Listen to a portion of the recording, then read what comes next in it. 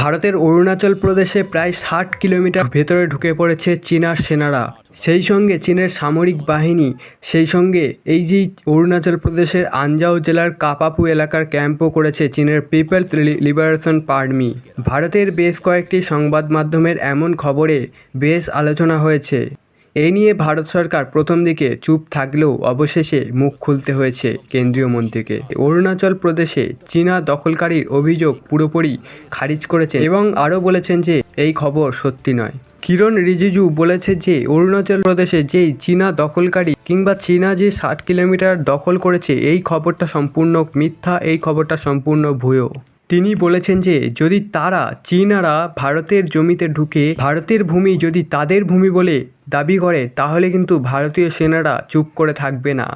অরুণাচল প্রদেশের বিজেপি সংসদ সদস্য বলেছেন যে চীন আমাদের জমি নিতে পারে না। প্রকৃত নিয়ন্ত্রণ রেখার অনির্ধারিত এলাকায় টহলে ওভারল্যাপিং বা দুপক্ষই যাতায়াত করে, অর্থাৎ বর্ডারের কাছে দুপক্ষই কিন্তু যাতায়াত করে ভারতের সেনা, তাছাড়া চীনা সেনা দুপক্ষই যাতায়াত করে। সেখানে দেখা হয় যে কোনো পক্ষ কি তাদের দিকে এসে গেছে কি না সেটা কিন্তু সেখানে লক্ষ্য রাখা হয় সব সময়। কিন্তু তাছাড়াও সেখানে তাদের স্থায়ী কোনো অনুমতি দেওয়া হয় না।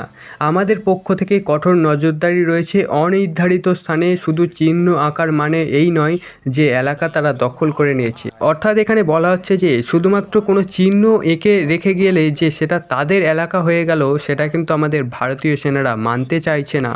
আর যদি এমনটা হয় তাহলে ভারতীয় সেনারা চুপ থাকবে না, তারাও কিন্তু চীনের ভিতরে ঢুকে যাবে এবং দাবি করবে যে এটা আমাদের জায়গা। তাছাড়া এখানে এএনআইকে কিরণ রিজিজু বলেছেন সামাজিক যোগাযোগ মাধ্যম এবং স্থানীয় কিছু মিডিয়ায় দেখানো হয়েছে চীনের বিএএল অরুণাচলের কিছু অঞ্চলে কিছু চিহ্ন এঁকেছে, কিন্তু আমরা সবাই এই অবস্থান জানি। ভারতীয় সরকার প্রতিরক্ষা মন্ত্রণালয় এবং পররাষ্ট্র মন্ত্রণালয় এসব খবরে অবহিত আছে। আমাদের অবস্থান অত্যন্ত স্পষ্ট যে চীনা আর্মি বা চীনা ফোর্স তাদের প্রকৃত নিয়ন্ত্রণ রেখার বাইরে কোনো ধরনের স্থায়ী কাঠামো নির্মাণ করতে পারবে না।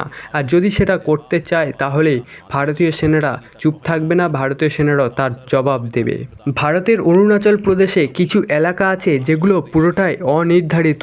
শুরু থেকেই এসবের সীমানা নির্ধারণ করা হয়নি। তাই এমন পরিস্থিতিতে আমাদের ভারতীয় সেনা, ভারতীয় বাহিনী এবং চীনা বাহিনী উভয়ই নিয়ন্ত্রিত এলাকা ক্রস করে এবং দুর্গম ভূখণ্ড এবং অনির্ধারিত এলাকার কারণে মাঝে মধ্যে টহল দল অনির্ধারিত এলাকায় যায় এবং তারা সেখানে চিহ্ন দেওয়ার চেষ্টা করে এবং কিছু জিনিস মাটিতে ফেলা হয়।